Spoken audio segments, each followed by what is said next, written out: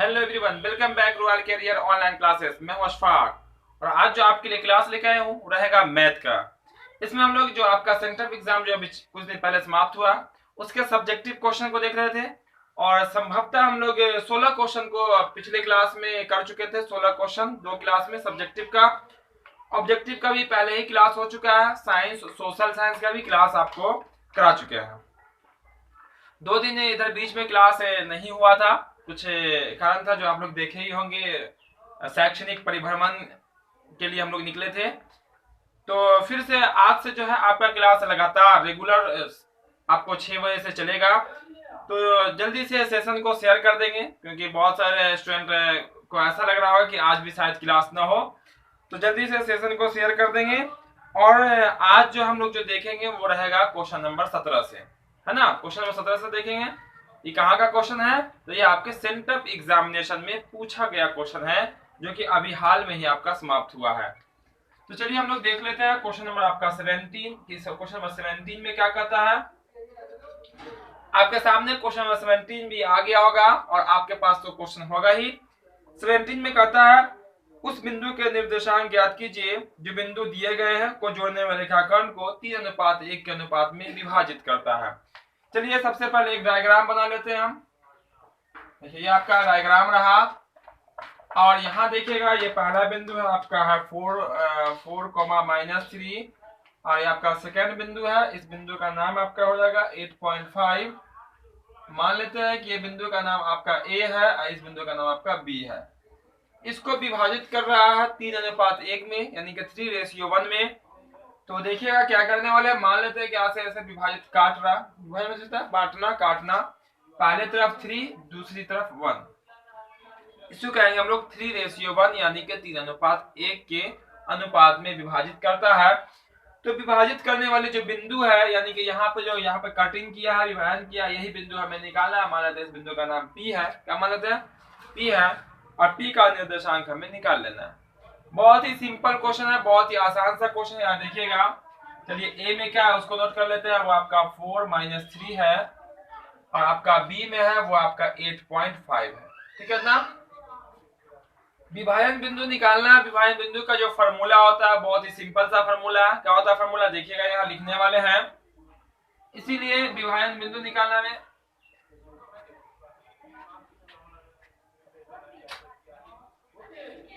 विभाजन बिंदु जिसको हम लोग पी कहेंगे। क्या कह रहे हैं यहाँ पे?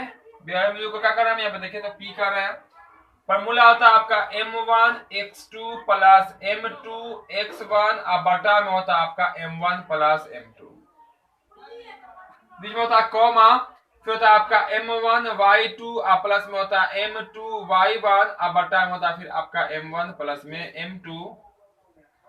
जहां आपका जो m1 और m2 जो दिख रहा है, पहला अनुपात जो है वो आपका m1 कहलाएगा, यानी कि ये आपका m1 कहलाएगा और ये आपका m2 कहलाएगा।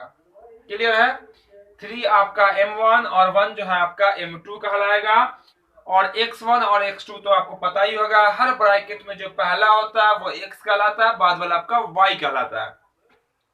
तो ये आपका x1 ये आपका x2 कहलाएगा, है ना। पहला x दूसरा x, ऐसे हम लोग समझिए। मान डालिए तो बराबर है, तो m1 कितना? देखिए तो 3 है इनटू क्या आपका x2 को होगा, देखिए ये पहला x है दूसरा x है, तो क्या होगा आपका 8 हो जाएगा। प्लस हो तो प्लस m2 देखिए 1 है आपका, वहां डायग्राम पे गुना x1 कौन होगा यहाँ पे 4 हो जाएगा अपॉन 3 प्लस 1 यानी कि m1 प्लस m2, जो कि यहाँ m1 है और m2 है। जो भी क्वेश्चन आपके एग्जामिनेशन में पूछा गया हमारे क्वेश्चन को बताएंगे पूरा सिंपल तरीके से, पूरा समझा के। जिनको मैथ थोड़ा सा भी बूझने नहीं आ रहा वो भी बिल्कुल 100% सीख के जाएंगे। तो आखिर तक बने रहेंगे शुरू से, ताकि पूरा आपको क्लियर रूप से समझ में आ जाए। फिर आपका क्या है? m1 है y2 है, तो m1 तो कितना दिख रहा है आपको 3 है, y2 बोला गया तो देखिए इस डब्बा में तो 2 वाला होता नहीं, दूसरा डब्बा में होगा, दूसरा डब्बा में ये कौन वाला y2 ये वाला होगा, यानी कि सेकंड वाला, पहला y दूसरा y, ठीक। तो 5 हो जाएगा प्लस m2 1 है और y1 देखिएगा तो आपका y1 -3 है, कितना? -3 या -3 लिखिएगा, ठीक है। तो m1 प्लस m2 यानी कि 3 प्लस 1 यहाँ भी हो जाएगा। बस इसी को सॉल्व कर देंगे और आपका आंसर हो जाएगा। देखिएगा कैसे सॉल्व करेंगे। 3 8 कितना होता है, तो 24 होता है, प्लस बीच में प्लस है, 4 इकाई 4 होता है, पहले गुना बाद में जोड़, 3 कितना होता है आपका 4, कॉमा है यहाँ पे बीच में, 3 पचे 15, देखिए प्लस 1 को -3 से गुना कर देंगे, माइनस में 3 होगा, अब बटा में जाएगा 3 1 4, यह आपका ब्रैकेट बंद हो जाएगा। अब यहाँ से क्या करेंगे, जो यहाँ पे जोड़ होगा, जोड़ के नीचे में 4 दिख रहा है उससे डिवाइड कर देना है। देखिए यहाँ पे 24 हजार कितना होगा आपका 28 हो जाएगा, 28 में 4 नीचे बटा में 4 भी है, 4 से भाग कीजिए तो बन जाएगा ये 7, कितना बन जाएगा आपका 7 बन जाएगा। और 15 में से यहाँ पे 3 क्या करेंगे, माइनस कर देंगे, तो 15 में से 3 माइनस कीजिएगा, लॉस कीजिएगा तो कितना बचेगा आपका 12 यानी कि 12 बचेगा। अब बटा कितना आपका 4 है यानी कि 4 है, डिवाइड कर दीजिएगा, 3 बच जाएगा यहाँ पे, यही हो जाएगा आपका आंसर, यानी कि जो विभाजन बिंदु है वो आपका निकल गया 7,3। एनसीईआरटी बुक में भी एक क्वेश्चन है और एग्जाम में भी पूछा जाता है और फाइनल एग्जाम में भी ऐसे क्वेश्चन पूछे जाएंगे, क्योंकि ये भी जो एग्जाम हुआ आपका वो बिहार बोर्ड से क्वेश्चन आया है और फाइनल एग्जाम में भी बिहार बोर्ड से क्वेश्चन आएगा। पूरा क्लियर है तो स्क्रीनशॉट ले लेंगे, सब नोटबुक में नोट कर लेंगे, प्रैक्टिस करेंगे, बिल्कुल क्लियर हो जाएगा पूरा हर एक क्वेश्चन। चलिए इतना क्लियर है तो इसको हम साफ कर देते हैं यहाँ से, ये हो जाएगा आपका यहाँ से साफ, और देख लेंगे बस अगला क्वेश्चन। सबके पास क्वेश्चन सेट तो होगा ही, और नहीं भी होगा तो कोई दिक्कत नहीं है, हम यहाँ पे क्वेश्चन आपको दिखलाएंगे कि क्वेश्चन जो है आपका वो कहाँ से आ रहा है, बिल्कुल सबको पता है ना। ये आपका सेंट्रल एग्जामिनेशन जो अभी हुआ है उसी का क्वेश्चन है, उसी का हम यहाँ पे बता रहे हैं, ताकि जो स्टूडेंट गलती कर लिए होंगे वो फाइनल एग्जाम में इस तरह की गलती ना करेंगे। चलिए जो क्लास में देरी से आएंगे क्लास को लाइक भी कर देंगे, और जो शुरू से होंगे लाइक करना भूल गए वो भी क्लास लाइक अभी कर देंगे, और दोस्तों के साथ शेयर भी करते रहेंगे। जो नए होंगे सब्सक्राइब करके बेल आइकन भी दबा लेंगे ताकि हर एक क्लास का नोटिफिकेशन मिले उनको भी। चलिए आप देख लेते हैं हम क्वेश्चन आपका 18 नंबर 18 नंबर यानी कि 18 नंबर जिसे कर सकते हैं उसको देख लेते हैं। क्वेश्चन 18 को आपके सामने 18 नंबर क्वेश्चन भी क्लियर होगा। 18 नंबर क्वेश्चन बोला गया है, देखिए यहाँ पे, यदि किसी बेलन की ऊंचाई 14 सेंटीमीटर, कोई बेलन है उसकी ऊंचाई 14 सेंटीमीटर है और उसके जो बाग पृष्ठ किनारे किनारे का जो क्षेत्रफल है, स्पेस जो है वो आपका 264 सेंटीमीटर स्क्वायर है, तो इसका आयतन कहा गया निकालने के लिए। चलिए बेलन का सिंबल बनाना कोई जरूरी नहीं है, यहाँ पे देख लेते हैं। यहाँ पे देखिएगा ध्यान से, आपकी बेलन की ऊंचाई मालूम है, जो मालूम है उसको लिख लेते हैं। बेलन की ऊंचाई इक्वल में आप बेलन की ऊंचाई को हम एच भी कहते हैं, इंडिकेट कर लेते हैं एस से, ये आपका हो जाएगा कितना 12, कितना है आपका 14 सेंटीमीटर। और आपको जो मालूम है वो बेलन का बाग पृष्ठ मालूम है, फिर कॉमा लगा दे, बाग पृष्ठीय क्षेत्रफल ये आपका है 264 सेंटीमीटर स्क्वायर। और आपका जो है बोला गया आयतन यानी कि वॉल्यूम निकालने के लिए आपको निकालना है आयतन का, निकालना आयतन निकालना। चलिए कर लेते हैं बात। बाग पृष्ठ तो पता ही होगा, किनारे किनारे का जो क्षेत्रफल होता है, जो एरिया होता है उसे कहते हैं हम लोग बाग पृष्ठ का क्षेत्रफल, और अंदर और बाहर जो होता है वो कहलाता है संपूर्ण पृष्ठ। चलिए देखिए यहाँ पे आयतन का जो फॉर्मूला होता है बेलन के वो होता है आपका pi r square h, pi r square h. R का वैल्यू तो मालूम है नहीं, त्रिज्या तो मालूम है नहीं, तो सबसे पहला मेरा जो फोकस रहेगा, टारगेट रहेगा, वो रहेगा त्रिज्या मालूम करना, तो उसका रेडियस कितना है। तो देखिए यहाँ पे बाग पृष्ठ जो दिया गया है उसी का हम लोग फॉर्मूला लगाते हैं। यहाँ पे लिखते हैं, देखिए सॉल्व कैसे करेंगे, सॉल्व तो ऊपर से ही कर ले, चुकी आपका जो बेलन है, बेलन का जो आपका बाग पृष्ठीय क्षेत्रफल वो कितना आपका 264, कितना आपका 264 सेंटीमीटर स्क्वायर है, निकाल लेंगे बाद में हम लोग। बेलन के बाग पृष्ठ का जो फॉर्मूला होता है वो आपका 2 पाई आर एच का होता है, 2 पाई आर एच इक्वल में 264। बेलन का बाग पृष्ठ, बेलन का संपूर्ण पृष्ठ भी होता है, बेलन का आयतन भी होता है। देखिए 2 से आप डिवाइड कर सकते हैं, बिल्कुल 2 1 जा 2, 2 3 जा 6 और 2 2 जा 4, 132 बार में आपका कट जाएगा 2 से। अब हमें निकालना, देखिए मान डाल लीजिए, तो पाई का वैल्यू होता है 22/7 और आर का वैल्यू आपको मालूम नहीं है, हमें भी मालूम नहीं है, वही उसी को निकाल रहे हैं आर। और एच मालूम है कितना, देखिए तो ऊंचाई आपका 14 सेंटीमीटर है, इक्वल हो जाएगा 132। अब देखिए आप यहाँ से 7 से काट सकते हैं, 7 दूना 14 काट सकते हैं, बिल्कुल कट जाएगा। दोनों को कर लीजिए बराबर के उस पार, या नहीं तो कर दीजिए यहीं से भाग, जैसी आपकी इच्छा वैसे कर सकते हैं। तो चलिए हम दोनों को इसको उसको कर देते हैं, उस पर यहीं से काट लेते हैं, ऐसे कर लीजिए, 2 से काट लीजिए, 2 छक 12, 2 छक 66 बार में कट जाएगा। अब 22 तिहाई आपका कट जाएगा, कितना 22 तिहाई कितना होता है आपका 66, यानी कि r इक्वल में आपका 3 सेंटीमीटर। फिर से आप एक बार मिला लेंगे, यहाँ पे देखिएगा किए का 2 से काट दिया 264 को, तो 132 बन गया था। पाई का वैल्यू 22/7, आर ऊंचाई मालूम है, 7 दूना 14, 2 बार में कट जाएगा। 2 से काटिएगा 132 को तो हो जाएगा 66, अब 22 से काटिएगा चूंकि गुना में है तो कट जाएगा, क्योंकि उस पर जाके बटा में होता है, तो बटा ना भेज के हम इधर से ही काट सकते हैं। तो 22 तिहाई 66 3 बार में कट जाएगा और कुछ बचा नहीं है, आर बराबर आ गया 3 सेंटीमीटर, यानी कि त्रिज्या निकल गया 3 सेंटीमीटर। इसलिए हमें निकालना है वो निकालना है बेलन का आयतन। देखिएगा यहाँ पूरा देखिएगा, बिल्कुल आसानी से आपको समझ में आ जाएगा। इसीलिए हम यहाँ लिखेंगे बेलन का आयतन, क्या लिखेंगे बेलन का आयतन। चलिए यहाँ दे देते हैं बराबर, क्या होता है स्पेस कम लगता है तो बेहतर होगा नीचे कर लेते हैं। फॉर्मूला होता है पाई आर स्क्वायर एच, क्या होता है पाई आर स्क्वायर एच। आपका अगर जगह हो तो बराबर देके आप बना सकते हैं बिल्कुल सामने, बहुत अच्छा लगेगा, ऐसे भी ठीक है, कोई दिक्कत नहीं है। पाई का वैल्यू 22/7 और आर का वैल्यू जस्ट अभी मालूम हो गया, कितना मालूम हुआ 3 सेंटीमीटर। तो आपका 3 इंटू में 3, चूंकि आर पे लगा हुआ है स्क्वायर, और स्क्वायर का मतलब होता है 2 बार गुना में। और ऊंचाई कितनी है वो आपके यहाँ 14, यहाँ देख सकते हैं क्वेश्चन में ही मालूम था।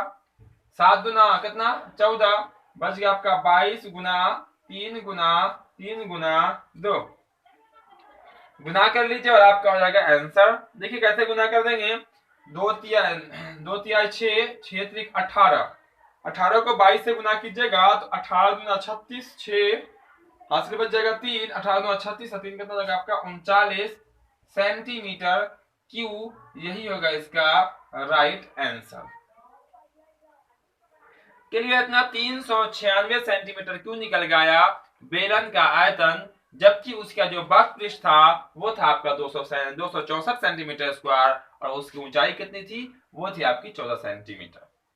पूरा कंसेप्ट के साथ बिल्कुल हम आपको नॉर्मल तरीके से बता दिए, इस तरह से बता दिए ताकि आप कभी नहीं भूलिएगा ऐसे क्वेश्चन को, बस आपको फॉर्मूला याद होना चाहिए। ये आपका जो क्वेश्चन था वो आपका क्षेत्रमिति से लिया गया है, यानी कि पृष्ठीय क्षेत्रफल और आयतन, जिसका एक्सरसाइज नंबर कितना आपका 13 है। हम आपको पूरा बता देंगे कौन सा क्वेश्चन किस चैप्टर से लिया गया है, और ऐसे ही एग्जामों में हमेशा पूछे भी जाते हैं। आपको ये भी मालूम होगा कि एग्जाम में कितने क्वेश्चन पूछे जाते हैं, 30 क्वेश्चन पूछे जाते हैं, इसमें से कोई भी 15 ही क्वेश्चन आपको बनाना है, जिस पर अच्छे से कॉन्फिडेंस हो, उसी क्वेश्चन को आप बनाएंगे और तैयारी करेंगे 30 क्वेश्चन के लिए। ऐसा नहीं कि आधी अधूरी तैयारी करके जाना है, हम तैयार होकर जाएंगे पूरा क्वेश्चन के लिए, पर वहां बेनिफिट दिया गया है तो फिर उसी हिसाब से हम क्या करेंगे उसको सॉल्व करेंगे। केवल और केवल 15 क्वेश्चन को, और 15 में 15 बिल्कुल आसानी से सही हो जाना चाहिए, यानी कि बन जाना चाहिए। चलिए अब हम अगला क्वेश्चन देख लेते हैं, जो कि रहेगा क्वेश्चन नंबर 19। बहुत इजी क्वेश्चन पूछा भी गया और एग्जाम में भी ऐसे ही क्वेश्चन पूछे जाते हैं, बहुत इजी है, बहुत ही सिंपल क्वेश्चन है। बोला गया यदि अल्फा और बीटा एक द्विघात आपका द्विघात बहुपद है, देखिएगा बहुपद क्या है, ये बोला गया बहुपद है एक्स स्क्वायर 2 लगा 2x स्क्वायर प्लस में 7x प्लस में 5, ये आपका द्विघात बहुपद के शून्यक है, कौन अल्फा और बीटा इसके शून्यक है। तो हमें जो निकालने को बोला गया वो बोला गया इस तरह से है, alpha plus beta plus alpha into beta का मान, ठीक है, अल्फा इंटू बीटा का वैल्यू बोला गया निकालने के लिए, ठीक है, वाट कर दिए यहाँ पे, 2 मत समझिएगा। बोला गया इसका शून्यक अल्फा और बीटा है, क्वेश्चन तो क्लियर है आपके सामने, क्वेश्चन तो दिख ही रहा होगा। बोला गया अल्फा बीटा इसका शून्यक है तो इसका वैल्यू निकालिए। बहुत ही सिंपल तरीके से हम आपको बताएंगे, कोई शून्यक नहीं निकालेंगे और आपका आंसर आ जाएगा। बस यहाँ पे आप ध्यान दीजिएगा कैसे करने वाले। देखिए यहाँ पे ध्यान से देखिएगा, तो हम ऐसे लिख देते हैं बच्चों की, देखिए चूंकि निकालना क्या हमें, alpha plus beta plus alpha into beta, ये तो निकालना क्लियर सामने। अब देखिए ये जो है ना, इसको अल्फा प्लस बीटा कहेंगे, शून्यकों का योग कहेंगे, ऐसा कहेंगे शून्यकों का गुणनफल। यहाँ दोनों शून्यक आपस में जुड़ रहा है, यहाँ पर दोनों शून्यक आपस में गुना हो रहा है। तो अल्फा प्लस बीटा का फॉर्मूला होता है माइनस बी बटा ए, क्या होता है माइनस बी बटा ए होता है, प्लस अल्फा इंटू बीटा का फॉर्मूला होता है सी बटा ए, क्या होता है सी बटा ए। मानक रूप एक बार याद कर लीजिए, तो इसका होता है मानक रूप a x square plus b x plus c, ये होता है द्विघात बहुपद का मानक रूप।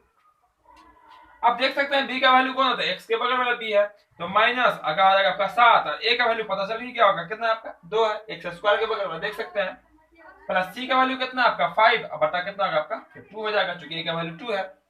भिन्न का जोड़ कर दीजिए और आपका आंसर हो जाएगा 2 2 का एलसीएम कितना, ये पता है क्या, 2 2 का एलसीएम आपका हो जाएगा 2 माइनस 7 और प्लस में हो जाएगा 5। अब देखिएगा यहाँ पे तो थोड़ा सा ले लेते हैं, इधर आ जाता है क्या, 5 में से अगर आप घटा दीजिएगा, 5 में से 7 घटाइएगा तो बचेगा -2 और बटा में कितना आपका 2 कट जाएगा 1, यानी कि आंसर हो जाएगा आपका -1। बहुत ही सिंपल क्वेश्चन था, बहुत ही आसान सा क्वेश्चन था। अल्फा प्लस बीटा कर लेना है और एक बार अल्फा इंटू बीटा कर लेना है, बिल्कुल क्लियर हो जाएगा। और दोनों का फॉर्मूला आपको पता होगा, मानक रूप भी लिखते हैं, इसे बताएं पूरा कंसेप्ट के साथ, जो भी उससे जुड़े हुए पद होंगे वो भी आपको बताएंगे, ताकि आप कहीं पर कंफ्यूज नहीं कीजिएगा। और जो भी इस टाइप का क्वेश्चन जब भी आएगा तो आप बिल्कुल आसानी से बहुत ही सिंपल तरीके से इसको कर सकते हैं। तो ये था आपका द्विघात बहुपद चैप्टर, जो कि एक्सरसाइज नंबर 2 है एनसीईआरटी बुक के अनुसार। अब हम लोग इसके बाद वाले क्वेश्चन को देखेंगे, तो चलिए इसको जल्दी से सब लोग स्क्रीनशॉट ले लेंगे, मेरे बोलने का इंतजार नहीं करेंगे। जैसे ही क्वेश्चन कंप्लीट होगा ध्यान यहाँ रखिएगा, और आंसर अगर जिनको आता है वो बना के कमेंट भी करते रहेंगे, और एक बार बता देंगे कमेंट में हाँ सर समझ में आ रहा है, पूरा क्लियर है, फिर हम लोग आगे बढ़ेंगे। जल्दी से बता दीजिएगा कि हाँ सर समझ में आ रहा है। चलिए इसको साफ कर देते हैं। तो यहाँ से साफ हो गया, तो जो क्लास में देरी से आया हुआ क्लास को लाइक कर देंगे और आखिर तक बने रहेंगे, क्योंकि यहाँ पे जो भी क्वेश्चन आपको बताई जा रही है काफी महत्वपूर्ण, काफी वीवीआई क्वेश्चन है, आपके फाइनल एग्जाम के लिए भी ऐसे ही क्वेश्चन एग्जामों में हमेशा आते हैं। तो बस अब लापरवाही नहीं करनी है, अब क्लास में बने रहना, बहुत ही एक्टिव होकर क्लास में रहना, और ज्यादा इधर उधर नहीं करनी है, और यहाँ ध्यान देंगे, पढ़ाई पर ध्यान देंगे, ताकि जो भी आपको बताई जाएगी पूरा आपको क्लियर हो जाए, पूरा आपको समझ में आ जाए। चलिए अगला क्वेश्चन जो है वो आपका है क्वेश्चन नंबर 12, यानी कि 20 नंबर क्वेश्चन है। 20 नंबर क्वेश्चन में कहता क्या है उसको हम लोग देख लेते हैं। 20 नंबर क्वेश्चन में ये आपका एपी यानी कि समांतर श्रेणी का क्वेश्चन है, जो कि आपको दिख रहा होगा। बोला गया 8 के प्रथम 15 गुणज का योग क्या होता है, कितना, 8 के प्रथम 15 गुणजों का योग। तो गुणज किसका होता है, जैसे 8 का गुणज कहा गया, यानी कि 8 से किसमें भाग लग सकता है। तो 8 से जो भाग लगने की बात करेंगे हम, तो देखिए 8 के जो प्रथम 15 गुणज होगा, देखिए 8 के प्रथम 15 गुणज जो होगा, ठीक है, गुणज जो होंगे उसको देखिएगा क्या क्या होंगे। पहला होगा आपका 8, उसके बाद 8 से किससे भाग लगेगा, तो 16 में लगेगा, यानी कि हम कह सकते हैं कि जो 8 के पहाड़ा में आएगा वो उसी में 8 से पूरा भाग लग जाएगा। 8 के बाद आ जाएगा 24, 8 चौक 32, इस हिसाब से 40, 48, 54, इस हिसाब से बढ़ता चला जाएगा 60। चलिए अंतिम में चलते हैं हम लोग, तो हो जाएगा आपका 15 8 120। अंतिम वाली जो संख्या होगी वो 120 में भाग लगेगी, क्योंकि 15 8 120। देखिए या 8 को 15 से गुना करेंगे 120 ही आएगा। 8 को पढ़ा तो 15 बार पढ़ते नहीं हम लोग, 15 को पढ़ा 8 बार जरूर पढ़ते हैं। 8 16 24 32 इस हिसाब से बढ़ते बढ़ते आपका 120 चला आएगा। बीच में बहुत सारे अंक होंगे, ठीक है, बीच में बहुत सारे अंक होंगे, सबको लिखने के बाद सबको जोड़ेंगे, वो क्या आएगा वो हमें बतानी है। लॉन्ग प्रोसेस में जाइएगा, बहुत टाइम लगेगा, लिख के काउंटिंग कीजिएगा, जोड़िएगा तब भी टाइम लगेगा। हम आपको यहाँ पे एपी के अनुसार बताएंगे। यहाँ पे देखिएगा ए का वैल्यू सबसे पहले कितना होता है आपका 8 होता है, इसमें डी का वैल्यू निकलता है, दूसरा में से पहला माइनस कर लीजिए, 16 में से 8 घटाइएगा, कितना बचेगा आपका 8 बचेगा। कितने पदों तक बोला गया, 15 पदों तक। एन का वैल्यू आ जाएगा आपका 15, और ये अंतिम पद है, इसको हम लोग ए एन कहते हैं या एल कहते हैं। कितना यहाँ पे 120 हो जाएगा, कितना होगा 120, क्योंकि अंतिम पद को एल भी कही जाती है और ए एन भी कही जाती है, दोनों लिख दिए ताकि कोई बच्चे कंफ्यूज नहीं करेंगे कि हाँ सर यहाँ पे एल होता है या ए एन, दोनों होता है, ठीक है, पूरा समझिएगा यहाँ। इसीलिए आपको एस एन निकालना, एस एन का यहाँ पर शॉर्ट फॉर्मूला आप लगा सकते हैं, क्योंकि अंतिम पद आपको मालूम है, अंतिम पद मालूम है, लॉन्ग में नहीं जाना है। शॉर्ट फॉर्मूला क्या होता है, वो होता है n/2 और a प्लस होता है l ब्रैकेट के अंदर। n का वैल्यू कितना है, तो 15 है, 15/2। a का वैल्यू कितना आपका 8 है और l का वैल्यू 120 है। आप देखिएगा तो 15/2 और गुना, चूंकि यहाँ पे गुना छिपा होता है ब्रैकेट के ऊपर, जोड़ लीजिए तो हो जाएगा 128 और 2 से भाग कर लीजिए, 2 छक 12 4 64 है ना। 128 का को जब 2 से डिवाइड करेंगे तो कितना आएगा आपका 64 हो जाएगा। अब 15 को 64 से क्या कीजिए मल्टीप्लाई कर लीजिए, चूंकि गुना है। देखिए 15 चौक 60, 60 कितना होता है आपका 0, हासिल कितना बचेगा आपका 6 बचेगा। 15 छक कितना होता है आपका 90, अच्छे कितना होगा आपका 96, यानी कि यही इसका राइट आंसर होगा कि 8 के प्रथम 15 गुणज को लिखेंगे। कितने गुणज को लिखेंगे?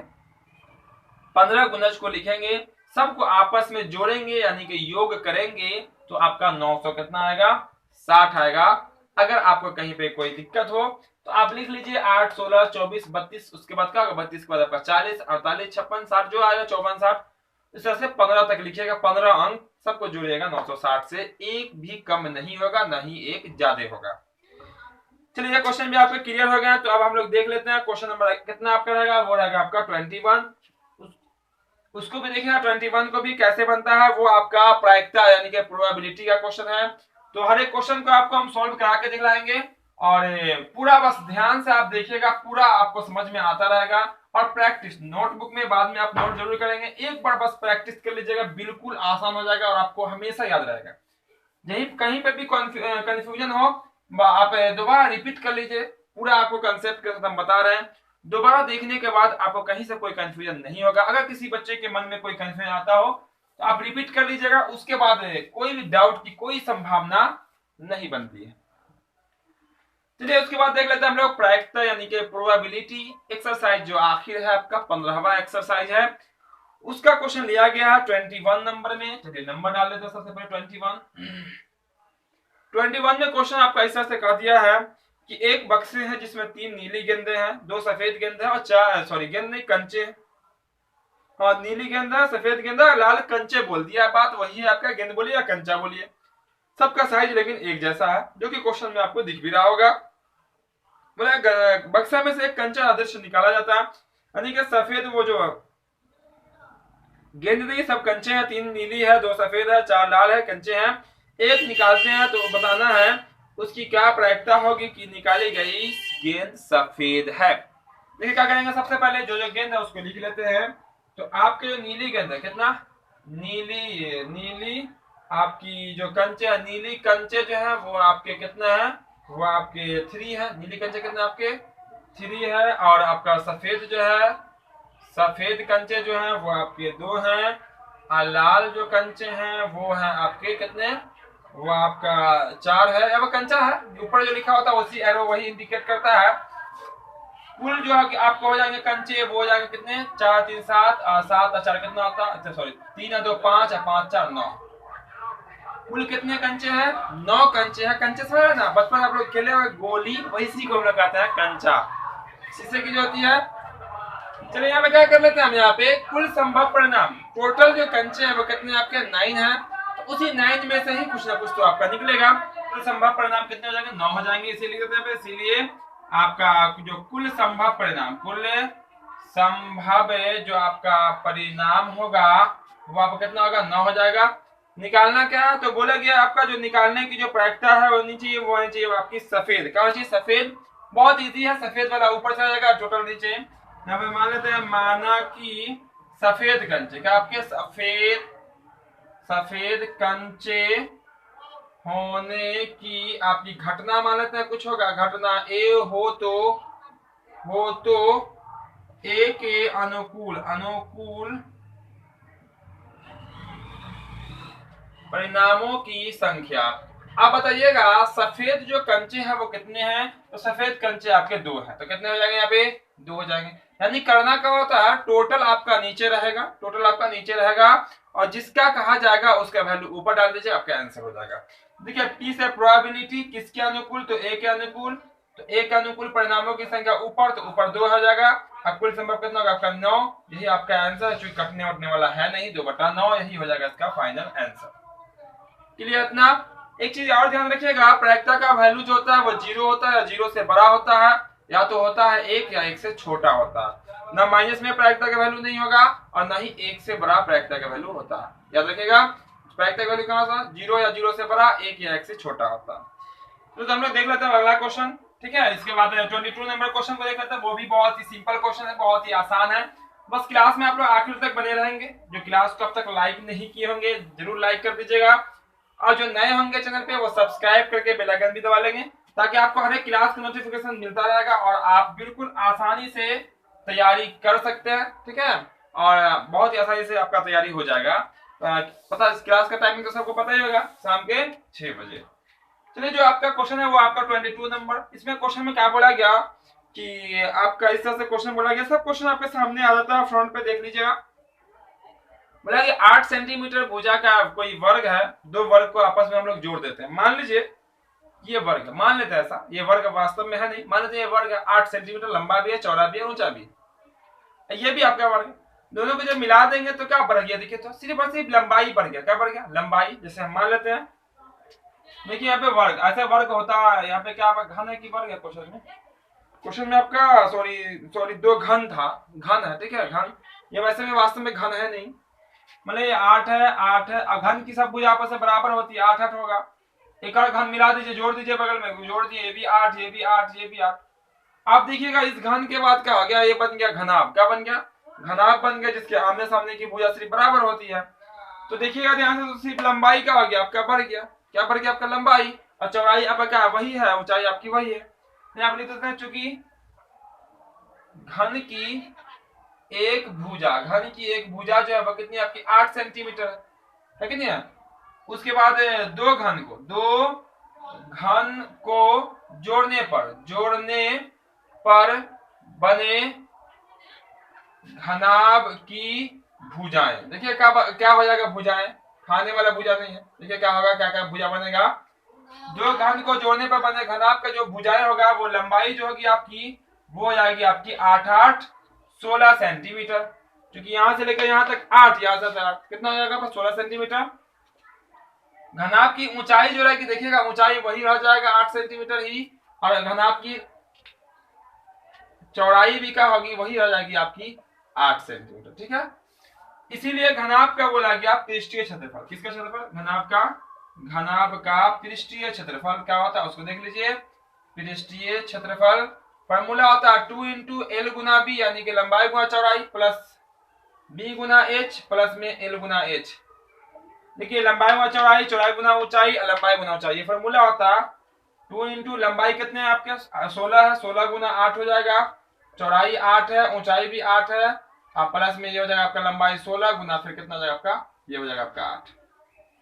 दो यहाँ पर जाएगा, 16 8 कितना होता है, 16 8 144, 144, सॉरी 16 8 128, 16 8 128 होता है, 128 प्लस में 8 8 64, प्लस में 16 8 128। सबको जोड़ लीजिए, दो गुना में जोड़िएगा तो 8 4 12 और 8 20 के जो यहाँ से बच जाएगा 2 2 जोड़ दिए 4 हो जाएगा, 4 6 10 10 दोबारा के 2 यहाँ से फिर एक बच जाएगा, 2 हो जाएगा, 2 1 3 320, यानी कि हो जाएगा 640 सेंटीमीटर स्क्वायर। ये हो जाएगा इसका आंसर, ठीक है ना, 12 8 20, ठीक है ना, क्लियर है। 640 सेंटीमीटर स्क्वायर यही निकल के आएगा घनाभ का पृष्ठीय क्षेत्रफल। तो आज की क्लास में बस इतना ही रहने देते हैं, फिर हम लोग अगले क्लास में जो क्वेश्चन बच गए, यानी कि क्वेश्चन 22 से लेकर 30 तक, वो अगले क्लास में पूरा हो जाएगा और आपके 2 नंबर वाले क्वेश्चन समाप्त हो जाएंगे। फिर हम लोग VVI question, science, social science के ऑब्जेक्टिव क्वेश्चन को भी देखेंगे, क्योंकि यहाँ पे लगातार ऑब्जेक्टिव सब्जेक्टिव सबका क्लास मिलता है। जो क्लास में नए होंगे देखिएगा पूरा आपको मिल जाएगा, खूब मजेदार क्वेश्चन सब भी मिलेगा, जो कि एग्जाम में हमेशा पूछा जाता है, बहुत इजी भी रहता है। सब क्वेश्चन देख लीजिएगा, ऑब्जेक्टिव भी सब्जेक्टिव भी। उम्मीद करते हैं आज का क्लास भी आपको बिल्कुल आसान लगा होगा और बिल्कुल पूरा समझ में आ गया होगा। तो क्लास को जो अब तक लाइक नहीं किए होंगे, क्लास को लाइक जरूर कर दीजिएगा। जो चैनल पे नए होंगे चैनल को सब्सक्राइब करके बेल आइकन जरूर दबा लेंगे, ताकि इस तरह का जो भी क्लास हो, हर एक क्लास का नोटिफिकेशन आपको भी मिले और आप भी अपनी तैयारी कर सकते हैं और फायदा ले सकते हैं। तो फिर मिलते हैं हम बहुत जल्द अगले क्लास में। जय हिंद, जय भारत।